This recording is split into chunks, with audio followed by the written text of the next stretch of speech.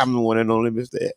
And we're brought to you by the New Image Project, better known as. See that? Because we are redefining.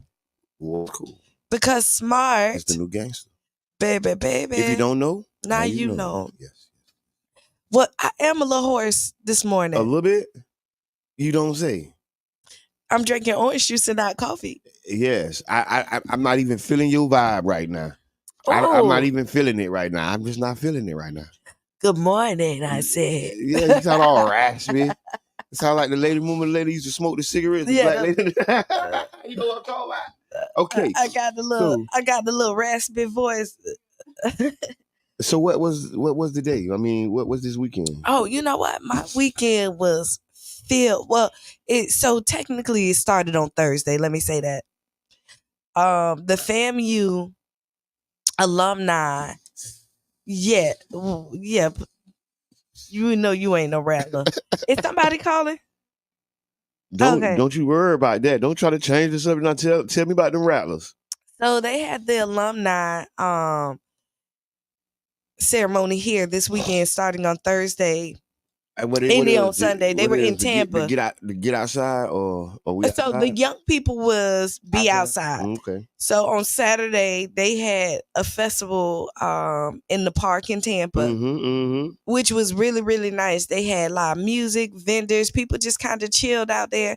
We went out there on Saturday, Sunday. They were at 7th and Grove for a brunch, a day party vibe. Saturday evening, they had a gala, and Stanley Campbell, who was here on Friday, actually got a Lifetime Achievement Award. He was awarded a Lifetime Achievement Award. Now, let me tell you one thing about the Lifetime Achievement Award. You don't get that for not doing great work. And usually you get that for the work that you do when when nobody's looking. Yeah, that's true. Right. It's not the shiny things you do. It's the things that you do that impact the community in the area when nobody's looking. So this is a man of character that I'm talking about. And he's also running for the U.S. Senate. Okay, that's what's up. And so he's trying to replace Rick Scott. That's what's up. That's what you've been doing all weekend? I've been doing all That's why your weekend. voice sound like that? Maybe because I done hit so many people. It's campaign season, y'all. And so it's going to be important for us to get out and vote. So yeah, my weekend kind of looked like that. What about yours? Oh, well, great question. I'm glad you asked. This weekend I was out there with you a little bit. I came out to the fam. I met DJ Demp. Big shout out to DJ Demp. The legendary DJ Demp. He was definitely out there. Yeah. Tom G came out there. Big shout out to Tom G. He had his food truck. What? Tom G food? It ain't Tom G food, but it is the food truck. Big shout out to Tom G. But yeah, this weekend, I got a little bit of that FAMU vibe. We was at the Grand Hyatt. I pulled up. Like a real G supposed to. Yeah, he did. You know what I'm saying? I had my sports coat on, my smoking coat. You know what I'm saying? Yeah. They ain't even know who I was when I walked in. Hello, sir. Can I park your car? Yes, you can. I knew who you were. Maybe nobody else did it. But yeah, so also this weekend, had some couple big meetings. Big shots out to the Catalyst. The urban spot, Urban Drinkery. Big shouts out to the 22nd, the Deuces, the whole Deuces staff, the board, the whole label. Just say the whole label? Yeah, like it's a record label. It's a record label. You say the whole label. The big shouts out to the Deuces, man. Bringing the community back together. It is. In this weekend, the Deuces is the next, hippity hop spot. Listen. The Deuces, 22nd, if you don't know, has a 22nd Street in St. Pete has a historic destination for people all over, in the past. Ella Fitzgerald, Fats Domino, all the classic hip hop, R&B. Well, we weren't hip hop back then. It was like R&B and jazz. I guess. Okay. All came through 22nd. You say R&B, it wasn't no hip hop? No, it wasn't hip hop. I don't think so. But James Brown was a little hip hoppity. Yeah. You know, some of James Brown band actually came from St. Pete. Really? People don't know. I know. Mm-hmm. Hit me. That's what he was talking about. He was on the deuces when he told him, hit me. You know what else I did on Saturday? What else did you do? I went to Studio 620. I missed it. I tried to get there. It was amazing. Yes. The art was amazing. Green Book. Yeah, Green Book. Tampa Bay had it. I'm so sorry about my voice, y'all. I know. You're not doing the job we hired you to do. You come in, it's hoarse voice, and no, I'm just playing. Listen, look, I'm showing up. This is just let you know how committed I am. I know, because you could have pulled the ripcord, and hey, I ain't coming in. No, my voice sound horrible. I would have been in here mad because I was just talking trash. Where's Kiana? Where's Kiana? You open the door. So, long story short, so I forgot my story. See. Green Book. No, Green Book. Yes, yeah. Green Book Tampa Bay. Big shouts out to Green Book Tampa Bay doing amazing things. If y'all don't follow Green Book Tampa Bay, they just had a big show at 620. I missed it and I was pissed. Yeah, the art. So y'all know I'm a mermaid, right? Some of the art. No, I'm sitting right there. I'm sitting right there and I'm looking at this art and I'm like, those are some mermaids. Like, it literally was some mermaid. Like, it was some different. I was just kind of shocked because I didn't expect to see it. So then that also let me know I was where I was supposed to be in life. Because you seen a mermaid? Yes. And it do look like somebody keep trying to call. But don't worry, we haven't opened the lines up. Just give us a little minute. Oh, they open. Just call. I'm trying to do something here. Oh, okay. So, but then there was James, which is Freeman. He had some art. There, another girl, I can't remember her name, but I do. How you gonna do the report? No, but I'm finna tell you, I remember her saxophone name was Betty. I remember the saxophonist. Yeah, she did. The artist. Cheyenne song. Lola was the co-host, was the host of the event. The panel. Who's Lola? Lola B. Morgan. Lola. Yeah, so yeah, it was a great event. So okay, thank you for the great event. I forgot. I was busy this weekend. Yes, you were. You tried to get me busy. And you bumped me. I didn't book. I came. Why do you think I was there? Yeah, you did. I didn't come to see Luther Campbell. I mean,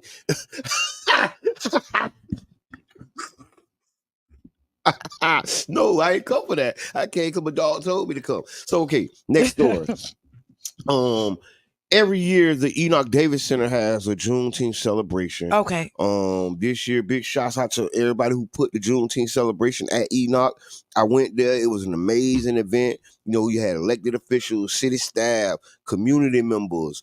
You had the Al Downing Jazz in there. It was doing it big. So, you know, I just got to say big shouts out to India and the whole staff at the Enoch Davis Center. I actually ran into Lisa Willa Bowman, the new equity employed former council member. So yeah, right, and I think she's doing something this Saturday in the community. Yes, she told me it's a block party. Yeah, and we're also doing the concert series this Saturday on the Deuces. She be looking lost. Like, we doing what? I didn't see our name on the logo. I'm just joking. No. So yes, the concert series also. So listen, every weekend, if you haven't been noticing, the city of St. Petersburg, Tampa Bay area, Braden and Sarasota is coming alive. Clearwater. There's always something to do in the Tampa Bay area. So if y'all got an event coming up, you know, get in contact with the Tampa Bay Breakfast Club. You can send us your event, or you can come in. You can join, or you can call in 727-637-2416. That's 727-637-2416. One thing is we're trying to do is keep the city safe and active and giving great events. So Lisa's, I think, is during the day for the block party. Yes. Ours on the Deuces is from 6 to 10. It's carnival style. Come on, like Caribbean. And it's gonna be the anniversary of the Catalyst. Yeah, so the cat has been out here for a year. And then, I mean, honestly, you cannot forget about Urban Drinkery. Listen, how can you? That is the VIP lounge. That's the headquarters. That is the that is the spot You know what it for is? youth black excellence. You know what the Urban Drinkery is? The soul of the Deuces. Yes, listen, and it's the vibe. Yeah, it is. It's That's why I said it's the soul it's of the definitely Deuces. the vibe of 22nd, and big shouts out to Sandra Ellison. Also the new president of the Deuces. So if y'all want to join and help civic organizations in the community, you're looking for one to volunteer for, the Deuces. The Deuces. Okay, so Trump. Yes. Trump indictment came through. A lot of people know.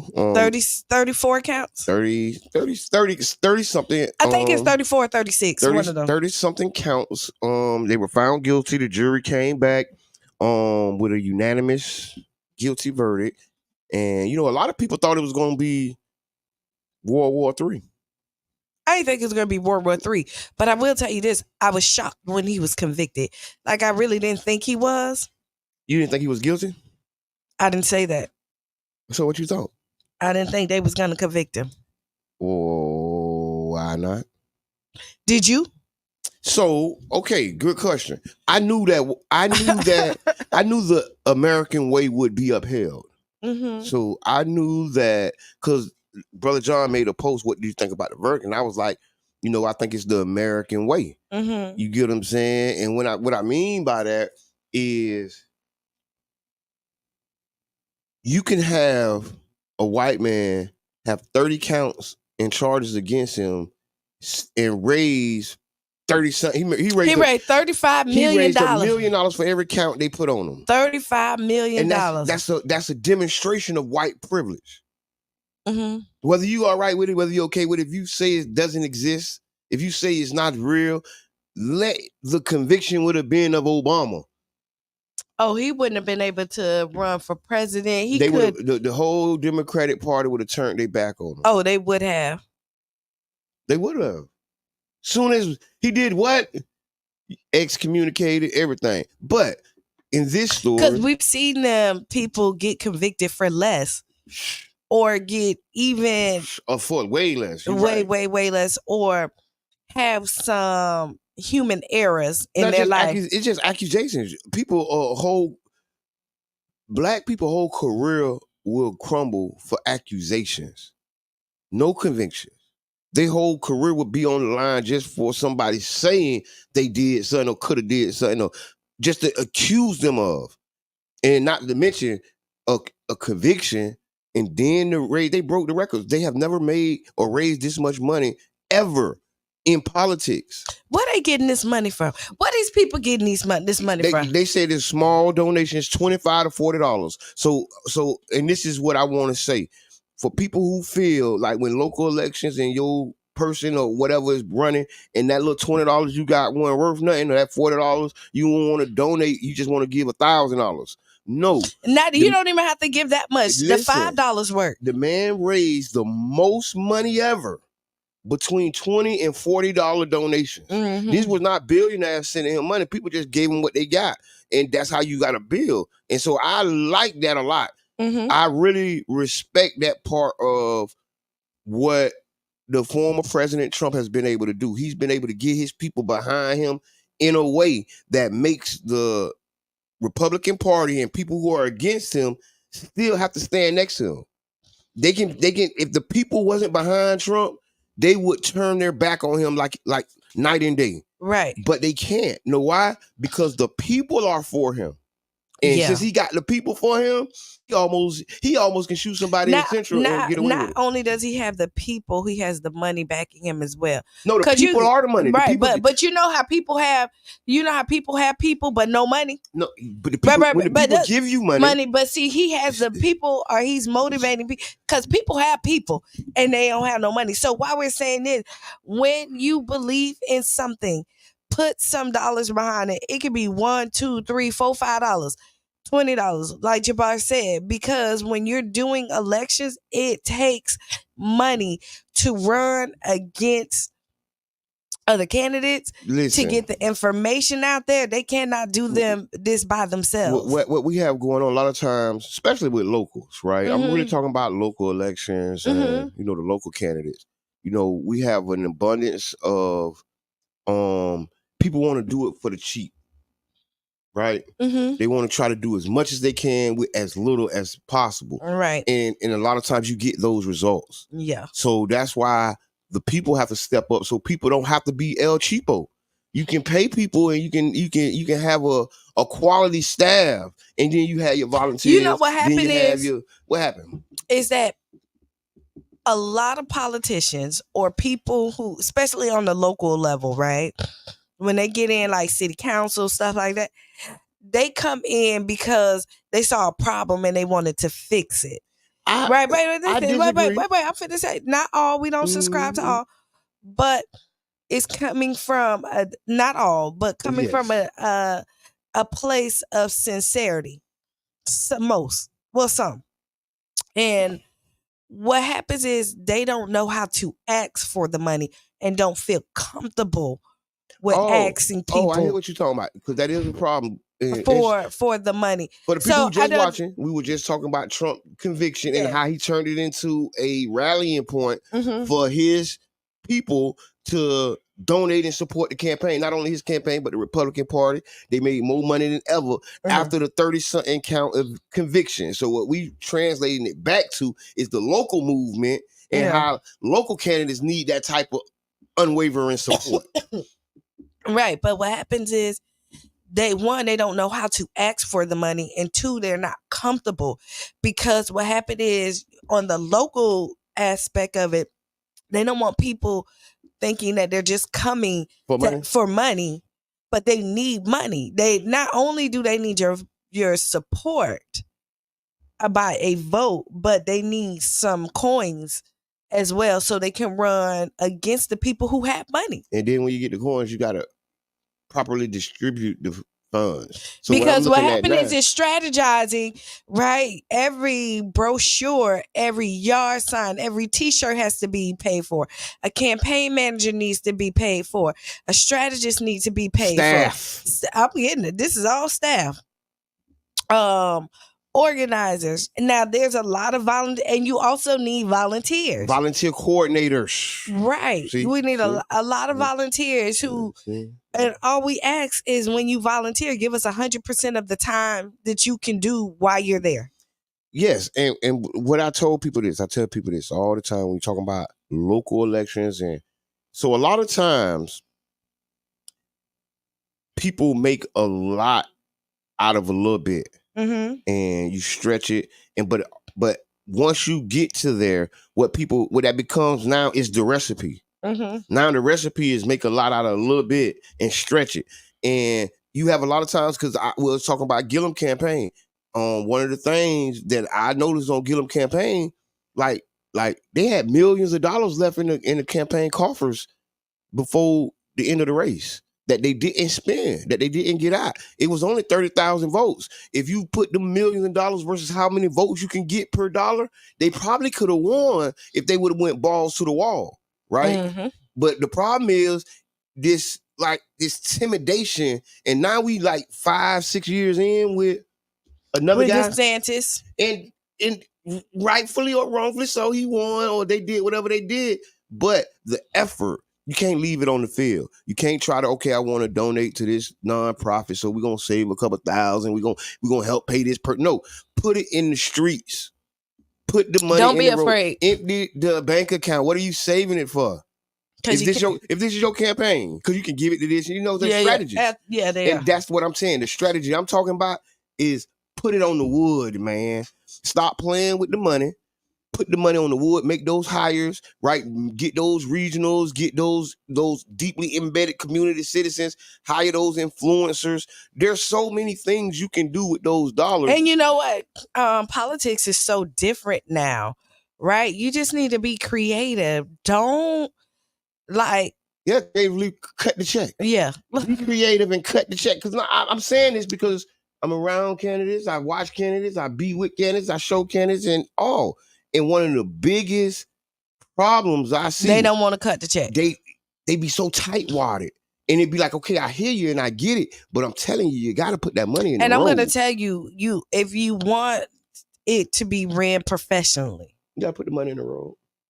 If you want somebody to dedicate, because your volunteers is going to volunteer. But remember, they are volunteers. They give you what they can, not what they have to. Okay? Again, I'm going to say that again. They give you what they can, but not what they have to. And if you want somebody to come in and really be serious about your campaign the whole way through, unfortunately, you need to pay them. Not unfortunately. It's not unfortunate. This is a business too. It's not because and thank you for that. And tune in next time for Candidates Corner. We're gonna help you get elected.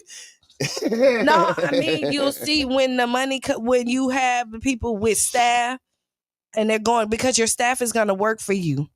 When constantly, your volunteers are gonna work, but they're gonna give you the time that they have left over. Usually your volunteers work for your staff. Mm-hmm. See, and that's how it's supposed to go. But I'm just saying, it's like a hierarchy, and what they do is they just forget about it sometimes, and they be like, okay, yeah, they come in to volunteer for you, but they working for me today. Oh, and while we're saying that, it's summertime. If you have any high school students that need some internship, yes. I have some. Yes, interns. Yes. And volunteer hours for college, and you get college courses and college hours. If you need some, Stanley Campbell, I will be getting some high school students, college students that need some volunteer. Yeah, come on, and then there's a possibility of a small stipend. A little something. A little something, maybe. Lunch in your pocket, some travel. Look. But yeah, also good on your resume.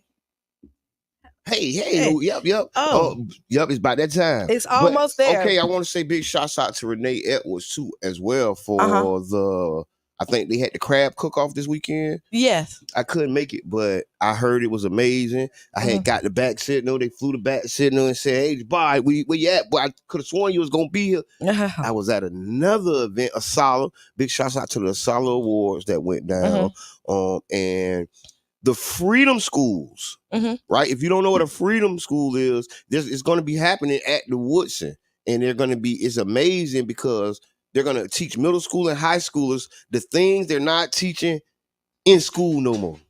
Really? So the Freedom Schools were the schools that taught people when there was issues in the community or things that they didn't want to be taught or didn't teach. You get what I'm saying? And so my big thing was, I didn't know this was happening, and I'm glad that it's happening in our community. I most definitely want to make sure all the children, if you don't know, go to the Woodson Museum. Woodson, go to the Woodson's website and look up the Asala School, because it's coming up, and it's every Monday, and y'all can have your children learn some of the Black history that ain't taught in school. Because I learned about the Seminoles. Y'all ever heard of the Black Seminoles? Who ever heard of the Black Seminoles? If you heard of the Black Seminoles, put it in the comment. There was Black Seminoles. Did you know that? You know what a Seminole is? Seminole is us. We Black Seminoles. Okay. You digress. I did. You digress. I did.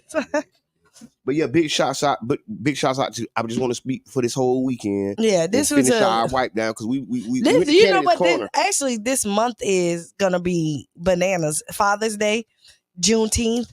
Yes, Wednesday, June 19th, Tampa Theater. Come on out. We're going to be showing the Many Lights movie. We're going to be showing Semi the series. You've been awarded too, right? Yep. I will be on the panel. Big shouts out to the Dream Makers Productions, Film Tampa Bay, the Tampa Bay Film Commission, the Tampa Theater. Big shouts out to the Tampa Theater. We rolling out the red carpet. Hit me up. I'm going to get you in. We rolling out the red carpet. Hit him up. He going to get you in. I'm going to get you in. The ticket's free, y'all. Yes. Don't worry. Hit me up. I'm about to get you in.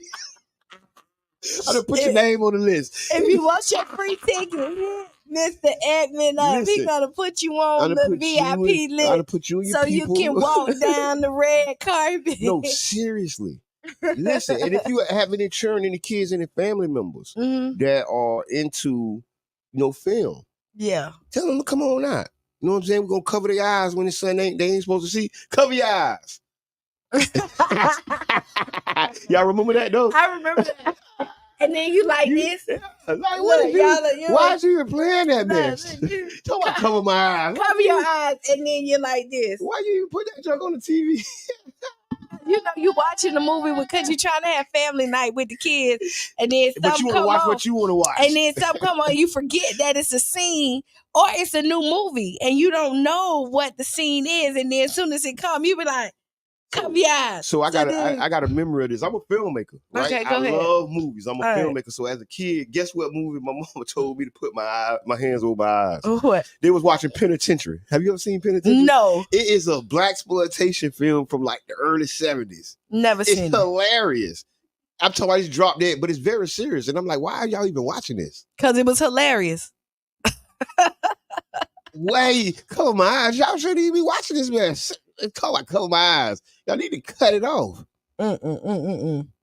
That's just a memory. That's just a memory of when you had to cover your eyes. You had to, everybody. What movie did you have to cover your eyes for? I'm trying to say, you know what? I'm really trying to go back. I'm really trying. I remember they was fighting, and then they doing their thing, and then cover your eye. And then you still watch it. I know y'all ain't believe this. I know what is y'all. Who raised? Cover my eyes. What are you talking about? I don't know. You know what? I'm trying to really think. Like Boomerang. You was that young? Nah, I'm just trying to think. Boomerang was very inappropriate for a young child. You know what else was inappropriate? What? Who Framed Roger Rabbit? And that was a kid. No, it was so. If you look at it now, it was very sexual. It was very. Jessica Rabbit or whatever her name was. You're right. It was sexual. They had the baby was drinking alcohol, smoking cigarettes. Just think of like some of the stuff that we grew up on. We had a rough childhood. They thought that was all right, but we were okay. I'm just saying, we weren't okay. Look at the children we raised. But do you prefer the movies then or the movies now? Because there was still like... I think the movies now because we're pushing... No, I'm actually going to go like, they may have had smoking and like sexualized, but they did... They didn't have what? There was still a thin line. Now we see it's balls to the walls. And on top of that, it is. and then usually... Not that type of movie, y'all. Yeah, but not like that. But what I'm saying is, you saw that on your cable channels after 9 o'clock. Like, you didn't get the rated R movies throughout the whole day. Yeah. There was like, time for it. Yeah, like the sun went down at 9. Now all the stuff that children are not supposed to watch came out. So it was all censored. You know what? So you did, and then but now you just turn it on and and then the agenda that they push is so much different at this point. You think it ain't the same agenda? No. I think it's the same agenda. No, it's not the same agenda. Yeah, I think it is. I don't think so. Tell me how. Speaking of agendas, we have special guests after the 8 o'clock, we have Pastor hour. Lewis Murphy and his partner coming in to speak about Tangerine Plaza. If you don't know, Tangerine Plaza is a development that's coming up here in the city of St. Petersburg, and we're going to have the future developers come on and talk about the development. So y'all stick and stay. We got about 5 more minutes. I know you cut me off in the middle of my speech, and now I don't even know what I was about to say. That's what you did to me last time. But then I remembered what you was going to say. And you put me right back on track. And I put you back on track. I don't get sidetracked like that. I got it bad, though. You really do. I really, like, I'm going to, I know you don't want no medicine, but I'm going to find some, I'm going to do some research. I know I do got a medicine. It's called Lion's Mane Mushroom. It's not working. Listen, I haven't took it yet. But I'm just saying. It's called Lion's Mane Mushroom. It's for focus, right? It makes when you gonna start taking it? I'm telling you what gift I want for my birthday. Lions, it's big Gemini season. You can support by buying Lion's Mane or coffee. Big shouts out Urban Drinkery was the first time I drank Lion's Mane coffee. And I was focused. I was fully focused. Big shouts out Urban Drinkery. Okay, so he started out saying that he got medicine. He said, I got some. And it went from he got it to wait, it ain't working. I haven't started it yet. To I want it as a gift. So you don't even have it. But I had it. I don't have it. I had it. And it helps you focus. If y'all don't know, look up lion's mane mushroom. I'm not making this up. I can't make this up even if I wanted to. I am not a doctor. I ain't no kid of Dr. Sebi. And this is not medical advice. See, it might work and it might not. It might be placebo. Because I told you it was gonna work. Now you believe me, and now you're gonna be all right. You're gonna be focused. Now you're gonna be focused. Lion's mane mushrooms. This is a day. This is a couple of hours with Mr. Edmond. Just imagine if you lived in his house. Listen, lion's mane mushrooms. You would be so confused. You'd be like, who's getting dinner? I got dinner. You come home. No, I was thinking I was getting dinner. But Big Gemini. And it's still my birthday, so you should have known to get me dinner. Bring me some lion's mane coffee. Go to Urban and tell her, where's that lion's mane coffee Jabbar was talking Actually, about. you know what? You know that mushroom coffee? That's what I'm talking about, right? Oh, I got some. Yeah? Yeah, I did. You ain't got lion's mane, though. I got lion's whatever mane. I got it. So I was drinking it. My mama bought it. Shout out to my mama. What you think? It don't do the same, though. What? The mushroom coffee versus regular coffee. It's a different taste to it. If you still add sugar and cream, it's still good. It's no good when you add that stuff. No, but it tell you to add creamer to it. It said to add it. They always mislead us. They always be misleading us. And they put that joint right on the box and then wonder why we don't be reading the box. I read the box. That's why I put some cream. But it's not. So it's supposed to give you energy, boost your immune system, and all this other great jazz. The benefits from it. But it doesn't give you that coffee buzz. It doesn't give you that caffeine kick. That coffee buzz. Yeah, because coffee. What's the cousin of? Cocaine? Yeah. Oh. Okay. Coca leaves is the cousin of coffee. It is, though. They all cousins. Mm-hmm. Cocoa, coffee, and coke.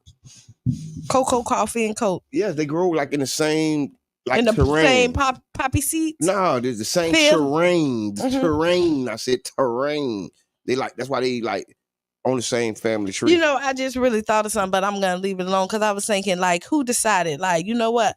I want to be the cocaine. I want to be the coffee. And then it's nature and the elemental. They got the elemental chart, and then we'll talk about that later. Big Shot, we got some real good comments. I'm sorry, y'all. We've been ignoring. Sorry. Yes, I did not know. Hey, I did not know. Big Shot side to Community Spirit Sierra. Gene, thank you for the comment. Shonda, thank you for your comments. Big shots out to the one and only John Muhammad. Thank you for your comments, my brother. One of our top fans, Miss Davis. Thank you so much for your comments and your stars. You can donate stars. We have a special guest coming in. They're going to be talking about the redevelopment of the Tangerine Plaza. Thank you for the comment. Tangerine Plaza redevelopment coming up next. Stick and stay.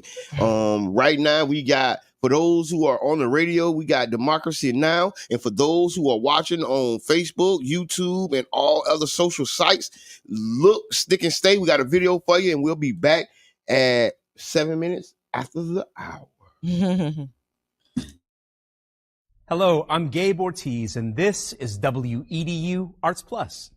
Based out of St. Pete, the Tampa Bay Breakfast Club is a morning radio show about hip-hop life and urban culture. Meet the hosts who inform and empower their listeners.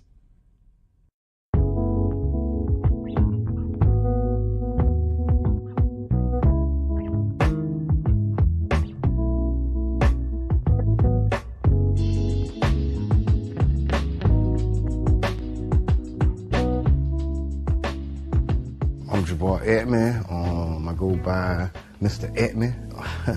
My role, I'm a host and I'm co-founder.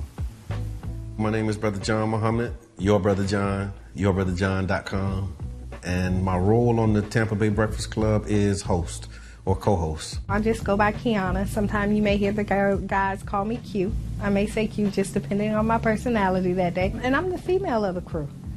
All right, I think I keep balance when you look at the Tampa Bay Breakfast Club. So that's my role. And I'm Bruce Moore Jr. A lot of people do know Bruce Moore Jr., obviously being born and raised here and going to school here, but there's many more people that know Reno. St. Pete is small, and so the good things and bad things that come with a small city, you know, everybody knowing each other, of course, would be one of the pluses. My neighbors were not only just my neighbors, they became my family. Trying to put that back now, like really getting back to a place where we know our neighbors and we look out for each other. It was a St. Pete that existed, you know, south of Central, and then there was another St. Pete that existed north of Central and downtown. It was a struggle then, and I think it's still, you know, somewhat a struggle for black people in the city of St. Pete. Even with every step of progress we make, it's still a struggle to, you know, implement that progress. Did y'all hear about the weed college, the first cannabis college in Orlando? Talk to him, Soprano. No, yeah, I've been looking at it. This is serious, y'all. Over a year ago. If you got the charges, go and get the degrees, King. You got years of experience, man. It ain't like you come into a classroom with no data. Elon Musk said that a drug dealer knows how to manage and run a business better. I can't believe that. The real facts, man. I'm all about education. But what I'm saying is that we carry this industry on our backs. The way we started the Tampa Bay Breakfast Club, Jabbar approached me about what could we do, how can we do something together, and then an opportunity to promote Amendment 4. Amendment 4 is the, you know, voting rights restoration to returning citizens. We were able to negotiate a deal where we got like 30 minutes on the radio at 99 Jams to talk about, you know, Amendment 4 and other local, you know, policies.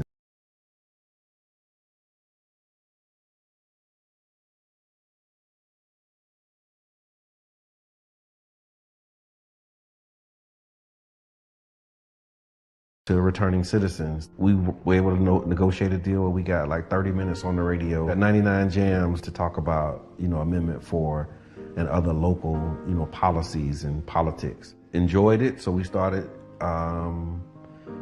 doing it on Sundays as like a podcast with, at the time, Janet Michelle. She was our co-host, and she, you know, filled that role until she moved. And then we had Carla Bristol, Carla B. She came in for a season. And then Reno was behind the scenes. He was always present because we did organizing together, so he'd come and hang out. And then the things that he was saying off camera was like, man, we might as well just have you on the show. The negative thoughts that you is thinking about right now, or any particular subject, y'all, just flip it. Turn problems into opportunities. Problems are opportunities, man. Big shots out to Sean Soprano, man. Real deal, man. We on the jump board together right now. Just being around people and clearly always talking, I just felt like at least learn something, so as you see that you're not going to shut up, you can have substance to your conversation and not just be labeled somebody who just love to talk. Really being informative, looking to give the information that isn't readily available in our community. Multiple meteorologists can look at the same data and come up with a different forecast. And so now you take those models, take that data and say, okay, based upon all of that, absolutely, you might be in between here and there, and that's my know what I'm saying speech. Most recently, after Carla B, you know, transitioned out and went to do other things as well, Kiana, we invited Kiana. I've been working with the guys for a while outside of this, and they called me to interview. And when I came in to interview that Sunday, after the show, they was like, hey, you need to be a part of the show. And I was like, okay. I look at it almost like a band and the instruments, but it's just the instrument that we're using is our voices. My voice is already kind of squeaky. I know my voice can get squeakier. You have to have your radio voice on and have that vocal control. I talk lower when I need to calm it down. And when I'm very passionate about it, I slow it down.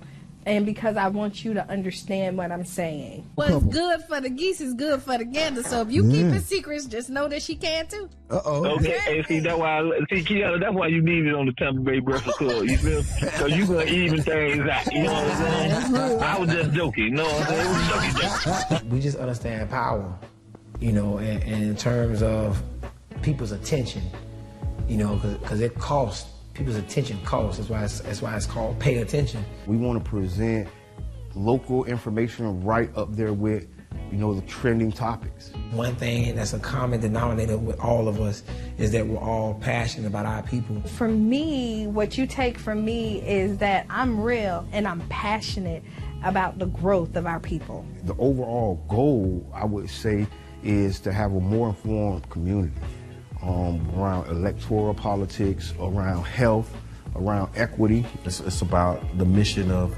connecting the dots and closing the gaps, inspiring people to see what's possible, you know, and trying to be an example. You know, I don't know if that's a good thing or a bad thing sometimes, but, you know, you do the best that you can with what you have, and you pray that others will be inspired to join in.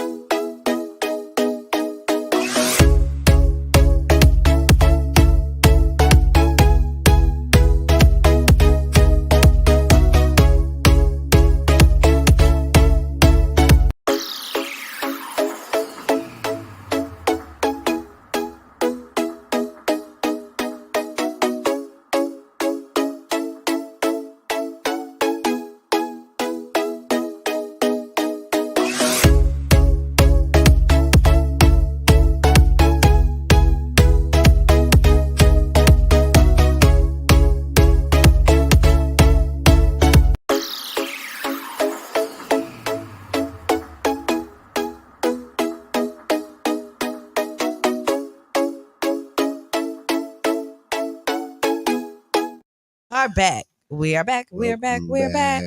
You are listening to the Tampa Bay Breakfast Club. I am Kiana.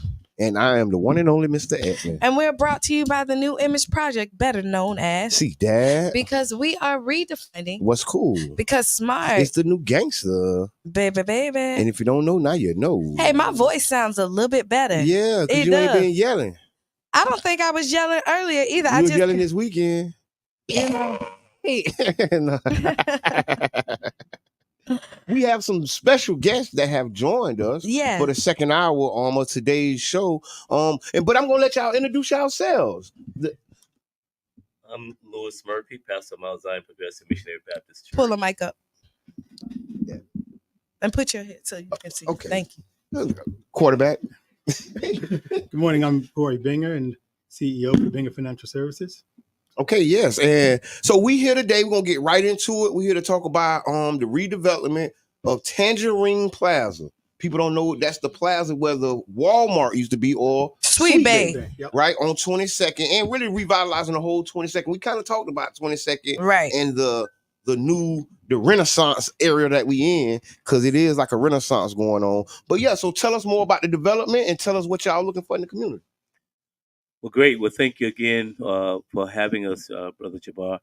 And we are been at this for about 5 years now, trying to acquire the property so that we can bring a grocery store and housing to the location.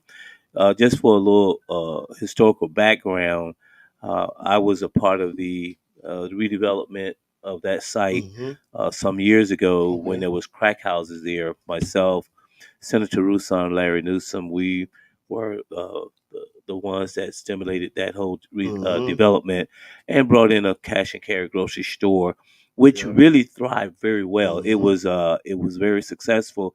But Sweet Bay Cash and Carry, they decided to close down several of their stores, and that was one of them. And then when they brought in Walmart, eventually it did go down. But when it was a grocery store, cash and carry, we had a pharmacy and everything. The management of it, the personnel, people shopping, it thrived. And that's what we're trying to do. We're trying to, for one, put in a grocery store in the neighborhood that is a food desert.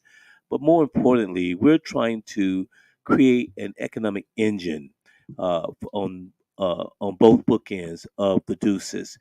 Tangerine Plaza site, which is 18th Avenue and 22nd, is the south bookend, and then at 5th Avenue South, over across from Manhattan Casino, where we're trying to do Sankofa. And then we want to develop along that corridor, because if people perhaps don't remember that during segregation days, that's where we shop. That's where we, all our businesses and so forth, barber shops, hair salons, you name it, restaurants. So we're trying to bring that vibe back to the Deuces. So again, we're so grateful for the privilege to share this morning. Yes, we just was talking about revitalizing and bringing back the era of where it's greatness up and down that street. To be honest, and I thank y'all so much for y'all vision for even putting that there. Right. You have even something to talk about right now. That's why we're talking about it, because y'all put that work in 10, 15, 20 years ago to start accumulating that land and make it something to be there. Because I remember when it was the neighborhood. I remember where it used to be. And so and with a lot of development happening, it's good to have us somewhere in the mix, just to be honest. Right? Because a lot of times if you look up and down these developments, we're nowhere in the mix. We on the sideline. Hopefully we're praying to get a job if we can get on the work crew. But as far as developers, so tell me about how that come out. I think one of the unique opportunities we have with this is we've teamed up with New Urban Development. They're out of Miami, part of the Urban League, and they've been in the development game over 20, 25 years, redeveloping Liberty City. Now they've got probably around $200 or $300 million worth of work in the pipeline in this space. And they've done a lot of projects of affordable housing units. They're very skilled in that area. And we were fortunate to bring them up because they're very used to working in African-American communities and revitalizing it. When 5 years ago, Pastor mentioned, we started this journey, there were 3 other companies that do developmental work along with us out in. And our uniqueness was bringing somebody in like New Urban Development. Oliver Gross is our partner. Pastor, we went down to Miami, looked at the work about that. So they have a vision. I'm showing you the building right there. Look. And so, we're fortunate and we feel strongly that this is the right project for us on the Deuces. We're sitting outside of Skyway Marina District here. And as you're pulling in, you can see the number of apartments and rentals, to create density. And then all of a sudden, all you had before a year ago was just a McDonald's here. Now you've got Tropical Smoothie, Louis Murphy Jr.'s got that here. You've got a healthcare right there. You got a Starbucks. You've got a Fifth Third Bank. In this community, the Deuces, where we're talking, we were able to, through the vision that Pastor had years ago with Darryl Wasson, we had a post office. There was no financial institution. There's a credit union there now. GTE. You got Dollar Store. Habitat for Humanity is going to be right across the street, 9 acres, putting some housing in. And so the vibrancy of the community, you will see come about with density. Yeah, so that's one of the things that I'm glad you brought up, the density. So if you look, we don't got like a whole bunch of apartments either on the south side. So that with these apartments that's further south, deep south, that's what I call it. The deep south St. Pete, like we don't have that in the middle of St. Pete or the midtown or the black community or whatever you want to call it. We don't have that density. We don't have apartment complexes. We got a 1 or 2, got, you know what I mean, here and there. But when I go north, I ain't gonna lie. When I cross Central and I go north by the mall, it's apartment. They're making housing for them.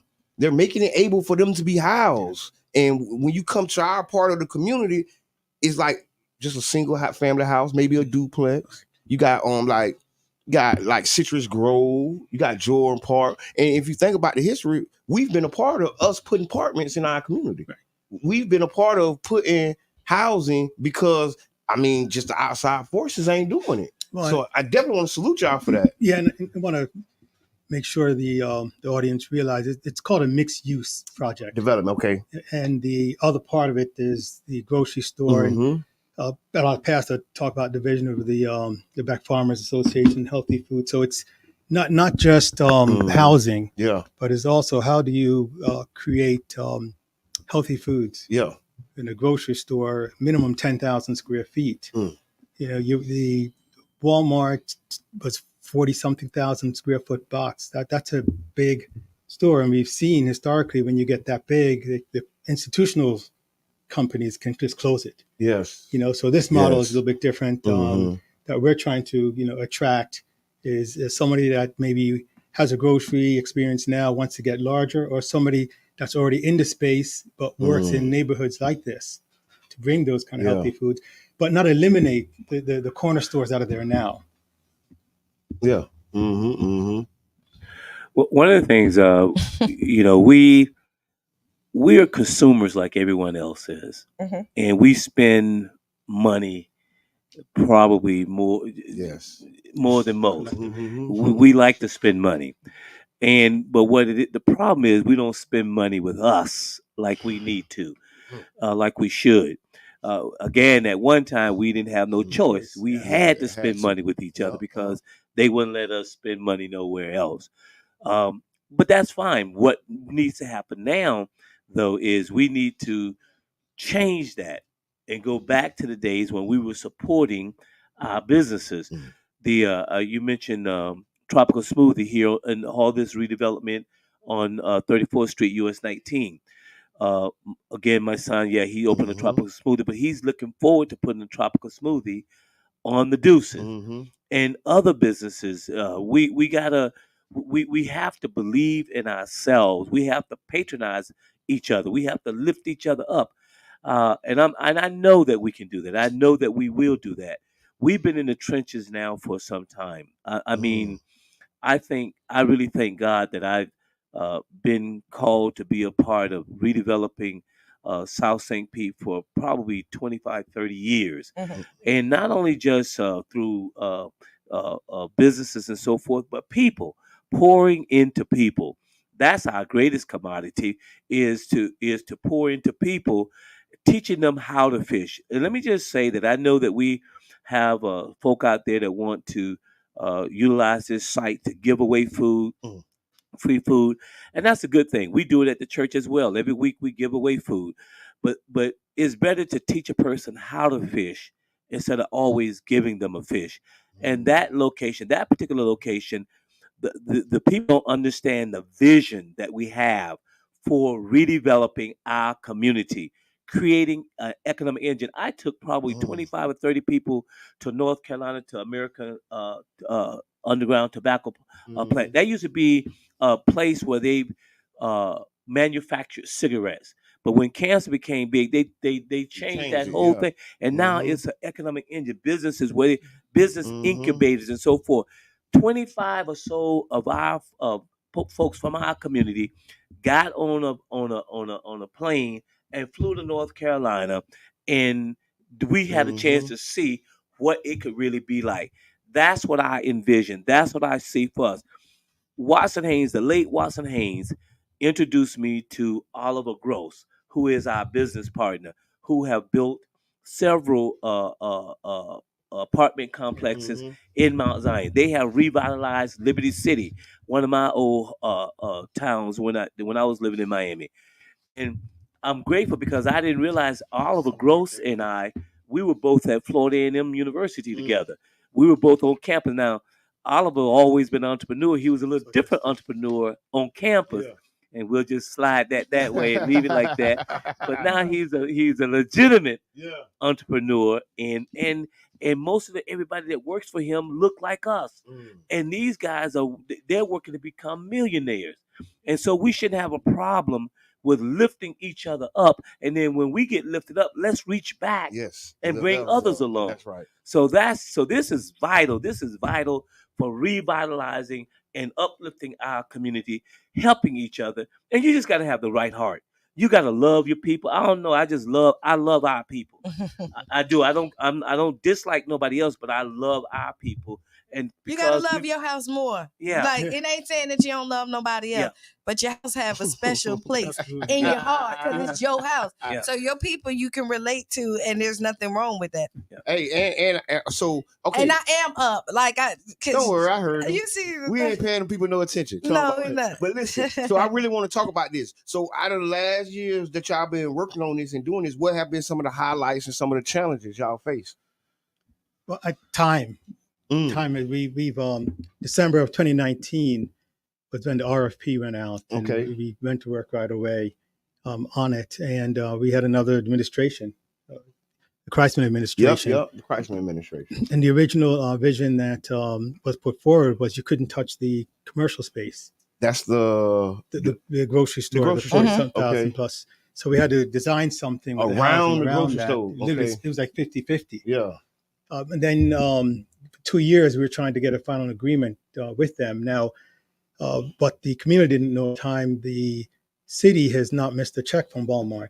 They get almost 200,000 plus, right? So there wasn't like a, hey, we've got to do this now. Like you're seeing what's going on with the raise opportunity. I mean, they're up against it. Yes. But 4 or 5 years ago, the city had time. So it just collected the check pretty much. And then 2 years into that, you have another administration come in, and under the Walsh administration, they had a different vision. They wanted to, kind of take another look at it. You know?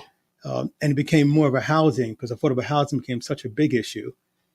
So we proposed, again, another format where you'd have a minimum of 10,000 square feet on the commercial space, and it's a bigger housing. So it's 115, but with Live Local, you could go as high as maybe, maybe 170 or so units with the density piece. Yeah. And so that propelled us to do an RFP. And then when we put that to the city, they put out another RFP for 30 days where anybody can respond. Now I get it. Now I wonder how all this got to where we at. Now I see, because y'all wanted to change what they was limiting y'all to. So now they got to go back out the RFP. And so that started everybody back up to like it's back open. Right. And the raise had the same thing. Yes. And the two RFPs, Positive Impact Worldwide, which is the food park investment, they had submitted twice. And in both times, ours was selected. And the city just recently did an appraisal for the site. And the appraisal indicated the highest and best use for that site is affordable housing. And the property appraised out close to $1.8 million, $500,000 to knock it down. So it's like $1.5 million. And what we proposed is that for the first 18 months or so, we go through permitting, get our financing together, because the biggest challenge that we had was we could not go out to the market for financing because we didn't have site control. We couldn't ask for a grocer to come in because legally we didn't have control of the site. You had the right to do it, And so this Thursday at 9:00 at City Hall, we asked the community to show up and support this initiative because the City Council is going to be voting on this. Okay. Yeah, and speaking of City Council, we need all our City Council to vote yes for this project. So and that's critical. To make sure that, especially those that represent us, to get behind us, because if this fail, it takes the wind out of the sail. I mean, we've been in the trenches here for a minute on this thing, and this is just the beginning of what we're trying to do along the corridor. So I hope all our City Council folk are listening to me very carefully and clearly. We need your support.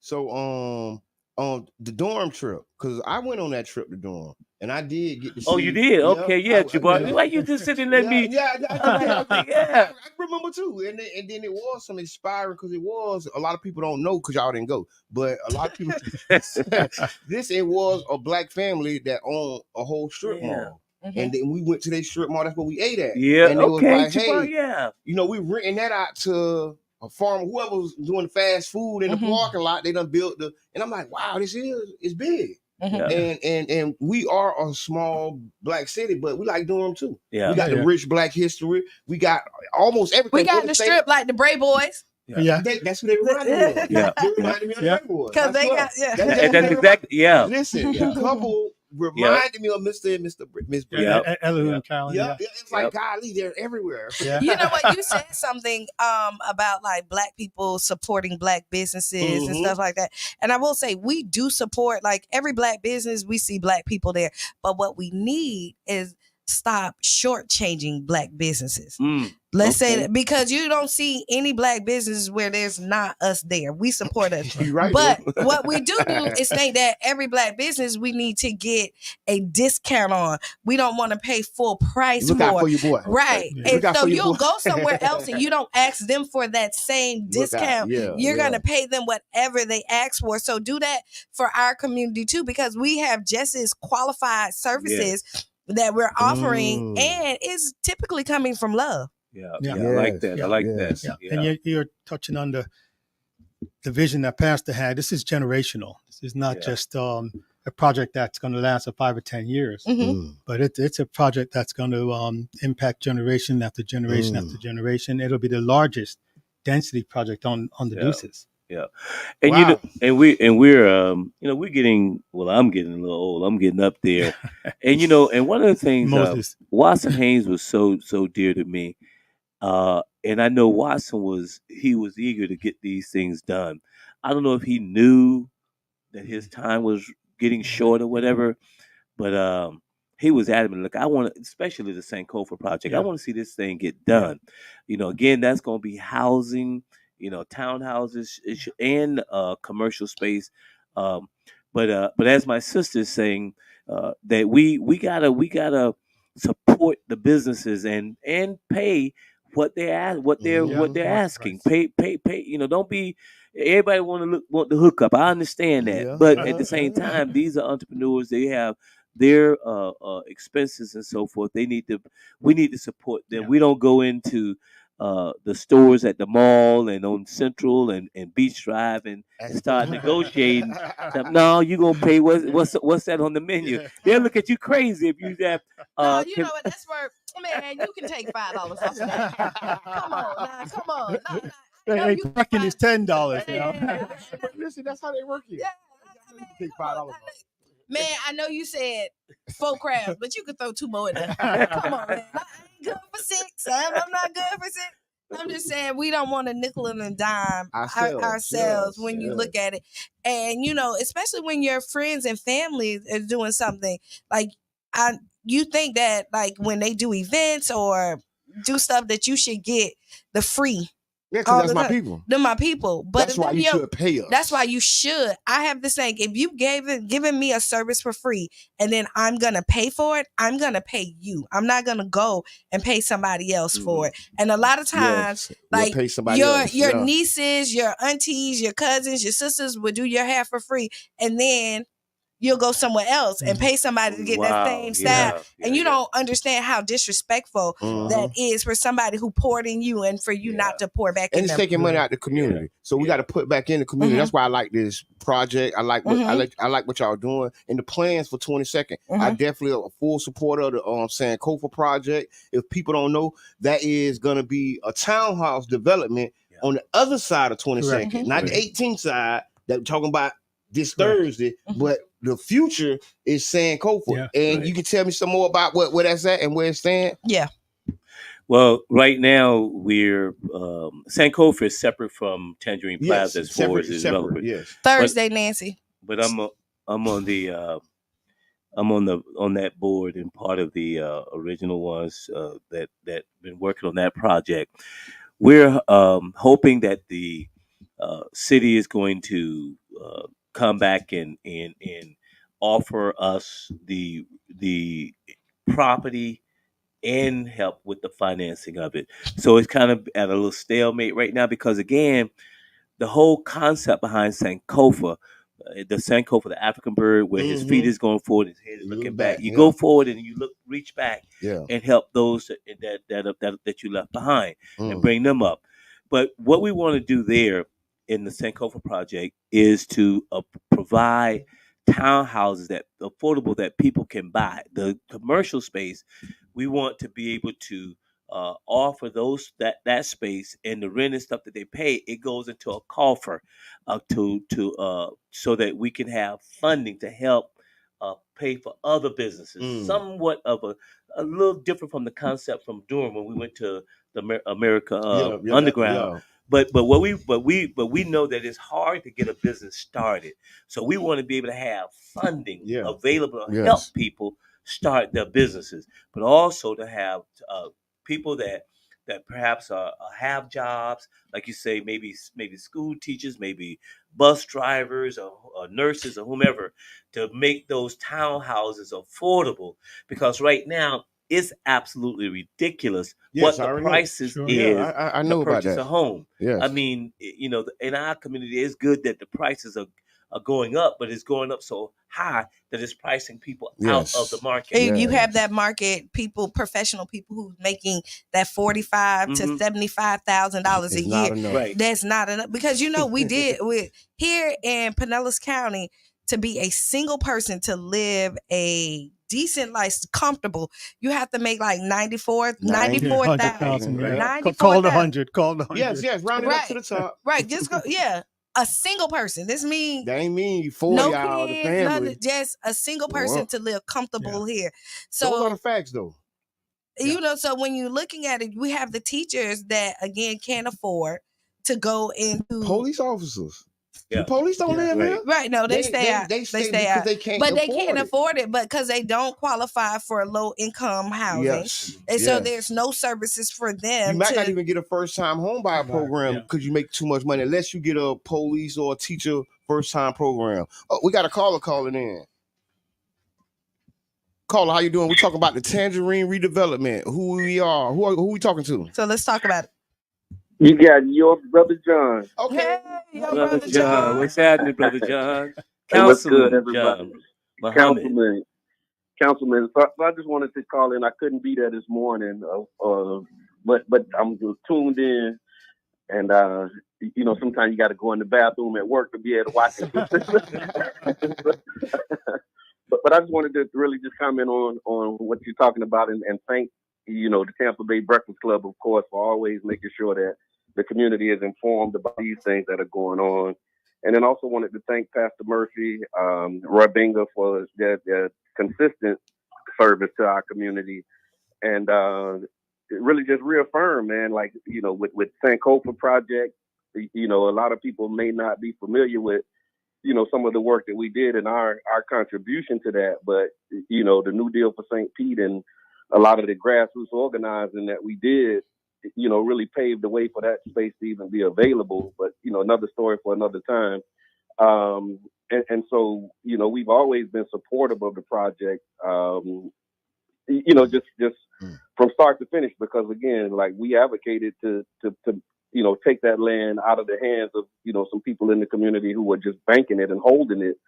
And we were successful in doing that. And then also just thank you for that reminder about the Durham trip, another, you know, part of the work when we were going, you know, we went to each council member, you know, when this was Brother John BC, you know, before council, but really to secure the funding, you know, for us to be able to take that trip. And so, you know, shout out to Corey Outlaw and Reno and a lot of, you know, Tony O'Brown, like we took a solid team of people, you know, there, and happy to see that, you know, it's finally coming to council.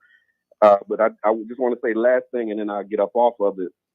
One of the things that I learned from Larry Newsom when we started talking about, you know, any of our projects was that they have to be able to withstand the scrutiny. And so just because sometimes we in the community have questions about it and what's going on, it doesn't mean that we're not supportive of it, but we just want to really make sure that we understand the vision, the mission, and the community impact is very clear. And so sometimes those questions, you know, and that scrutiny may be misinterpreted as a lack of support when that's not the case at all. And so I just wanted to call in, let y'all know that we appreciate the work that y'all doing, and we're looking forward to seeing you all on Thursday at City Council.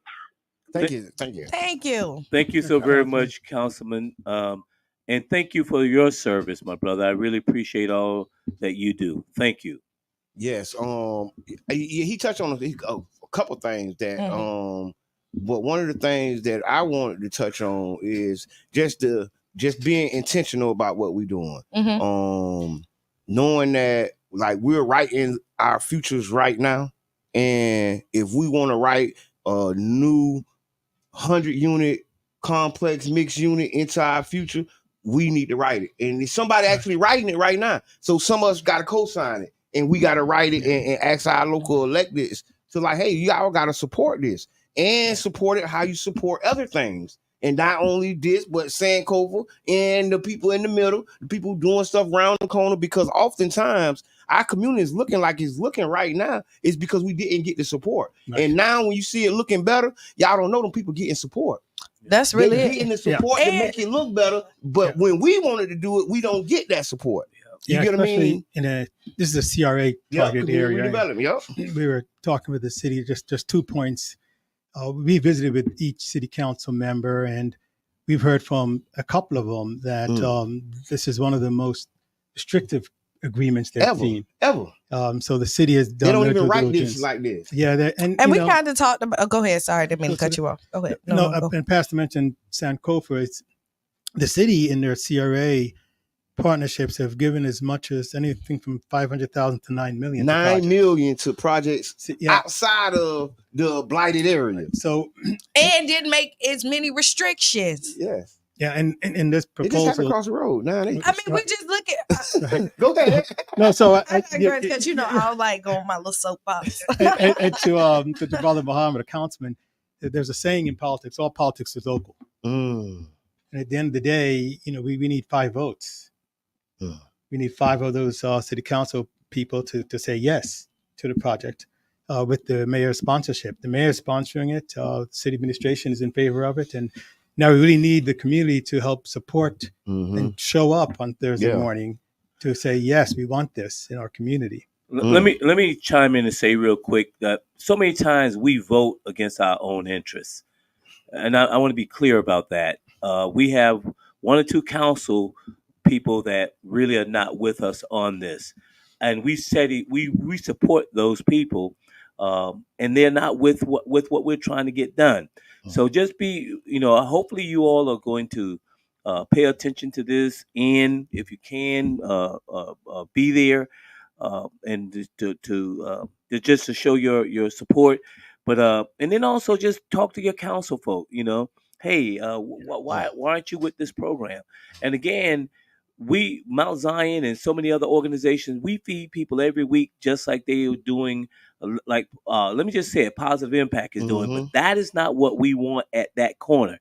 We can do that anywhere in the city. We're trying to create an economic engine, a stimulus to boost our community, to create businesses and just to thrive like they are on Beach Drive and First Avenue South, First Avenue North, and so forth. But let me switch gears for a minute, because I would be remiss if I didn't say this. We got some bad sisters in this city. I mean, we got some. And I want to just say this: there's people that's behind the scene, such as Gypsy Gallardo, who has been in the trenches for years. Nikki Capehart, Cynthia Johnson, Attorney Tamara Felton Howard. Dr. Tanja Williams. We got some super sisters that I just thank God for them. And they're not in the limelight that much, but they're behind the scenes. We could not be getting this stuff done if it was not for them. And I mean that with everything in me. So sisters, thank you all so very much for the work that you all do day in and day out. Y'all been carrying us forever. In other words, when they brought us over here in slavery, they took and silenced the man, the black man, as best they could, and the black woman had to bring us through. Thank you, sisters. Yes, that was powerful. Yeah. And so what I want to talk about, because I'm glad you brought it up, the Positive Impact has made like an approach to try to move and get the land twice through the RP, and then like a community movement, right? A community push was made. And I agree when you say, we can do this in other places, because my thought was, because I love what Positive Impact doing. I love that they feeding people when they need to be fed, whatever. But I also know that how important economics and housing is to us. And I know we don't have to have one or the other. Just because that's the spot where they've been doing it right now doesn't mean that's the only spot it can be done. Because right up the street, it's not one or the other. It's somebody also right up the road. Right up the road. But it's not one or the other. Your church is not around the corner. Go ahead. Let me say this to be crystal clear. There was another project, the gas plant project. Yes. Where there were several developers that went for that project, and that got reassigned again. It did. Yes. And now you have the Heinz Rays group. There is no other group trying to get the gas plant district. Well, once the city says, "Hey, this is who we're working with," that's you usually don't see other groups still trying to work with them. We have been selected to work with the city. An RFP. Yeah, let me say it this way. Loud and clear, though. Let me say it this way, bro. Let me say it. Listen, Roy and I was part of a group with Kevin Johnson and so forth that submitted a proposal for the redevelopment of Tropicana Field. We cannot at this time go back to the city, anybody, and start trying to renegotiate. Yeah, I might need to, but no, that's it. Yeah. I mean, but we can talk But it's about this on June 11th. Oh yes, June 11th. We're having a community town hall around the Tropicana redevelopment. We're asking people to come out, whether you for it, against it, whether you with the old group or the new group. It's going to be at the Sunshine Center, downtown St. Pete, and it's part 1 of the Community Voices series. Because we want to have community voices around these developments. We're going to do one here, and then we're going to come on the south side, and we're going to do one on the south side, and give a platform for people to have their voices heard on this issue. And what we are a solution based. Like, we don't sit just in the complaint line. We like to bring solutions to it. So if we're complaining about it, we want to have a solution. So this is why we're bringing this roundtable, because we want to hear what everybody has to say. This is your community. You vote everybody else. You vote everybody in. You pay your taxes. Your voices need to be heard. And the south side of St. Pete should not be ignored just because we don't look like our counterparts. And you don't come and then start to pay us attention because our counterparts are now in the neighborhoods. Jump for us like you jump for them. For real, that's what we're here for. Because this is the Tampa Bay Breakfast Club. Yes, and if you're watching this Care Festival Radio, 99 Gems, The Bird, you're listening. We have the future, hopefully the future developers of Tangerine Plaza, speaking about the 100-unit mixed development with a 10,000 square foot grocery store at the Tangerine Plaza site. This is an important conversation because if you know this plaza, it's been kind of a spot of contention for years. Whether it be why the grocery stores left. And I'm glad you said that. A lot of people don't know that was one of the most successful sweet bays in the state. And when I heard that, I was like, this is the dirtiest trick they do to us. And then they try to make it seem because, it's Steph. It's this. But it's always a picture that you want to paint that we are bad people. Like, we don't take care of stuff. We don't have, when you look at it, most Black people, and I'll say this, put our lives on the line for people all the time. You know what I mean? When something goes down, we're the first people you call when you want protection. But then when you want something else or we need the same protection, you turn your backs on us. When anything needs to be done, you're knocking on our doors. But y'all don't come knock on our doors when it's something to benefit us. We have to come to you. When it's time for us, Right. Like when we need something, now you like, y'all need to tell us. No, we didn't need to tell you to come ask us for your vote. Right. You came and knocked on my door and told me why you was a benefit. Wow. All right. No, don't stop now. Don't stop now. But yes, and it's important. We really want community members to be involved. So this Thursday is going to be a city council meeting. What time is the meeting? At 9 a.m. So y'all got to get up right after this. And so they do stream it. Yes. So if you can't make it, because we know people are at work. But to make comments, you have to be on the Zoom link. Yeah. If you're not in person. So if you want to make a comment on it, you have to go in person, or you have to, because there's a Zoom link and also there's just a video link. And a lot of people be watching the video link or commenting on the video link, but that's not a comment. It's Zoom. Yes, you got to be on the Zoom link to comment. Right. And get your emails together. Like email everybody. Y'all know this is an election year, even though every year is an election year, but this is going to be a huge ballot. Yes. There's a lot of people being reelected. So this is where the power is at, right? Up for re-election. Right. And so what you want to do is hold people accountable. It's okay to hold people accountable. This doesn't mean that you dislike them. No, you put them in position to do a job. And it's okay to hold them accountable for their job. Because at your job, if you show up late and you do not make your quota, they replace you. They do. Yes, they do. They do. So when you think about this, don't be afraid. This is not about who you like, who you hang out with after hours. This is what's going on in our community and the things that need to be done. And if what your vision of the community is not being done by the person that you voted in, then we might need to look at different options. I want to bring one more point to your original question around some of the obstacles or challenges and wins. Certainly the win is that we're still here. Yes, right? Yes, definitely. But there recently there's been one or two cash offers around $1.5 million for the site. Again, going to it, you're in an RFP process and people are making cash offers. Wow. As I mentioned before, an appraisal was done. It's like $1.6 million after you demolish it. And in our working with the city, just so everybody understands, once we start to build and go into this, there's a lease, 75-year lease at $100,000 a year. That'll be $7.5 million. We've got an option on the table that once we build it, to purchase the site for $1.5 million. So, so someone may say, well, I have a cash offer today. Do I take it today? You're going to get the same cash offer plus more for the payments. Well, plus the housing, plus the grocer and your money. So I don't want the community to think as though, hey, they're being offered $1.5 million. Oh, I hear what you're saying. So on Thursday, what exactly is the city council voting for this week? Do you know? Yeah, it's yes or no. Okay, yes and no. And is this like the last vote of the project, or is it like phases to it? No, this is the vote. Okay. This is the developer agreement vote. Okay. Wow. So so show up on Thursday. It's high stakes, pretty much. Yes. Do or die. Yes.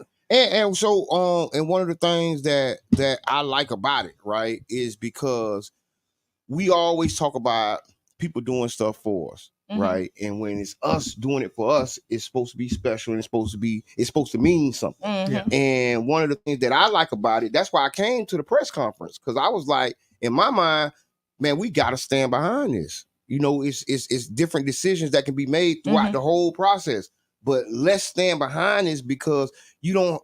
This is like to me, this is like an Enoch Davis when they did Bethel Heights. Yeah. So people don't know Enoch Davis and Bethel Community Church built Bethel Heights because of the low conditions of living for Black people in St. Pete. So that apartment complex was actually built because they had a union, a credit union. So they was taking the money from the church and doing amazing things. But where's today's Enoch Davis? And I say y'all sitting right here. Like, these are people who are trying and making an attempt to build housing and to build businesses for us in our community. And let's not wait to history and say, yeah, that was good. No, let's stand behind them now. Right. So that they can get it done. You know what I mean? So we can celebrate the completed mission. Not, you know what I mean? Not what people trying to do. We can celebrate mission complete, mission done. These apartments are there. People are living in. Like right now, people talking about Bethel Heights being sold and all the question marks around it is because we don't longer own it. Right. See, there weren't no question marks when Bethel Church had it.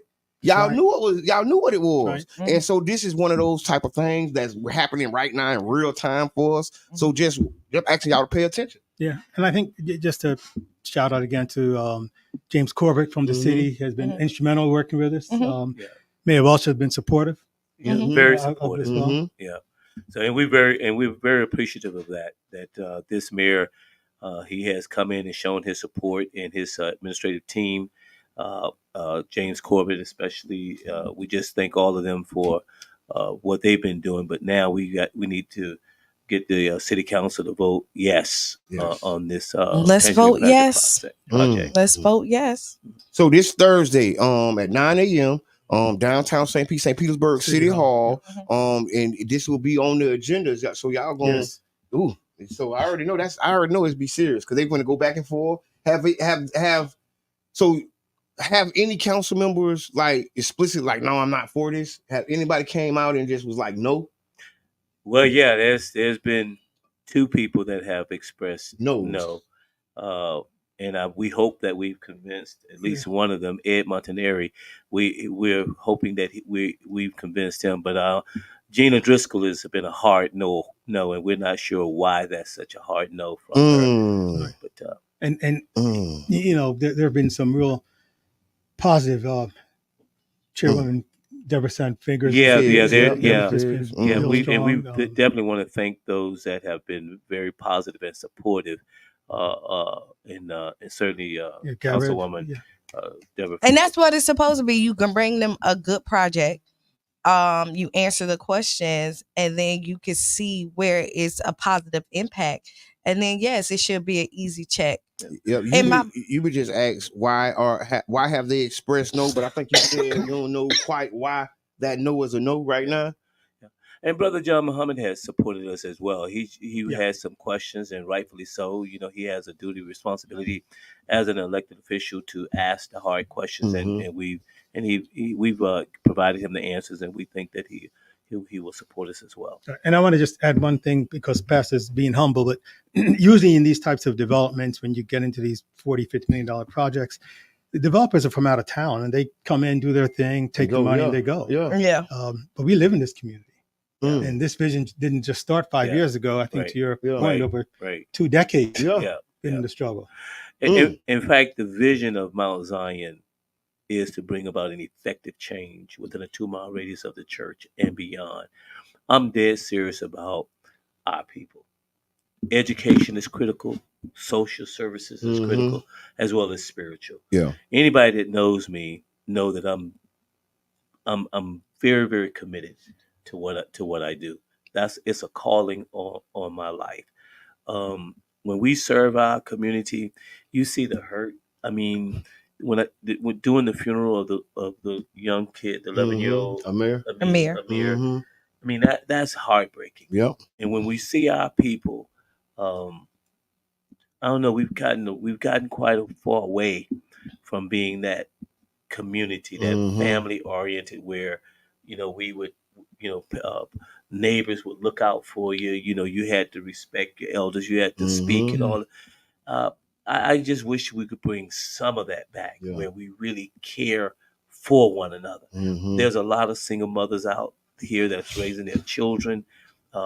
There's a lot of our young men that are incarcerated. We just got a lot of things that's negatively impacting our community, and people don't.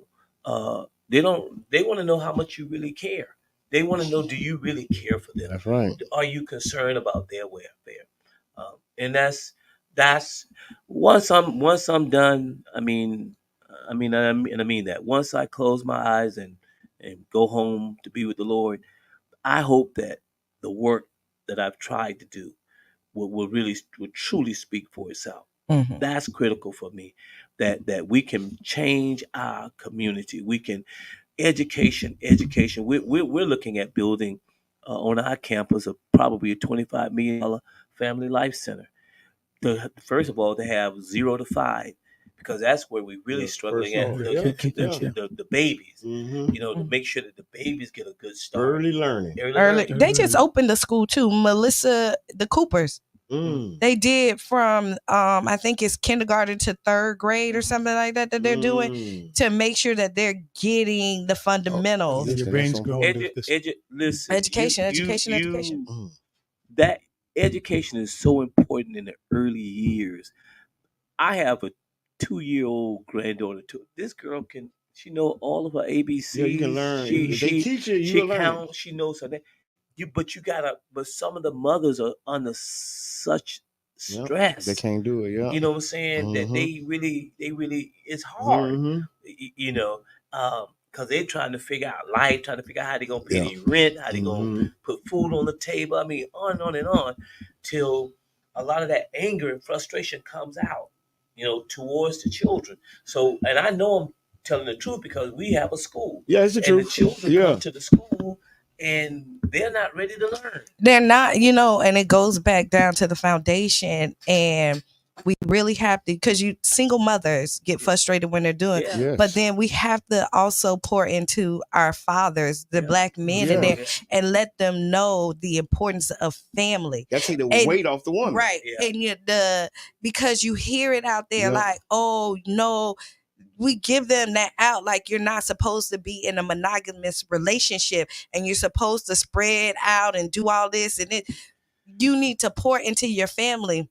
And you see the difference of a 2-parent household compared to when it's separated, and where the success is. And it's not an always thing, but you do see the success in it when it is, when you have 2 parents in the household working for a common goal. And as a community, we tell our boys at a young age is don't settle down, see what you can find. And then as soon as they get at an age, we tell them then they need to be monogamous.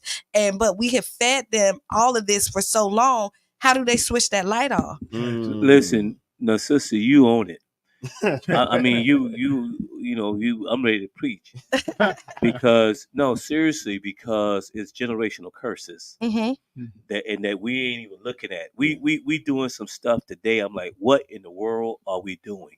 We're going backwards. We're doing the stuff that the master wanted us to do, to degrade ourselves, to degrade one another, to break down the family.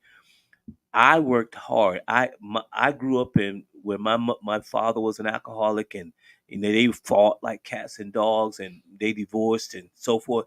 But I was like, no, I'm gonna break that curse. That curse, divorce is not an option. I'm getting married one time, and I ended up getting married twice because I was a widower.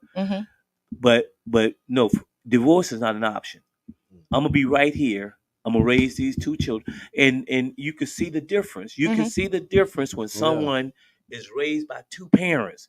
I'm looking at it. My grandson, my daughter, she stepped outside of what we wanted her to do, and had a son while she was in college, and I could see the difference with him and my granddaughter. They're 20 years apart. Yeah. But as a grandfather, I step in for my grandson. Right. You know what I'm saying? Because his father right now is looking at 4 25-year sentences. Wow. 100 years.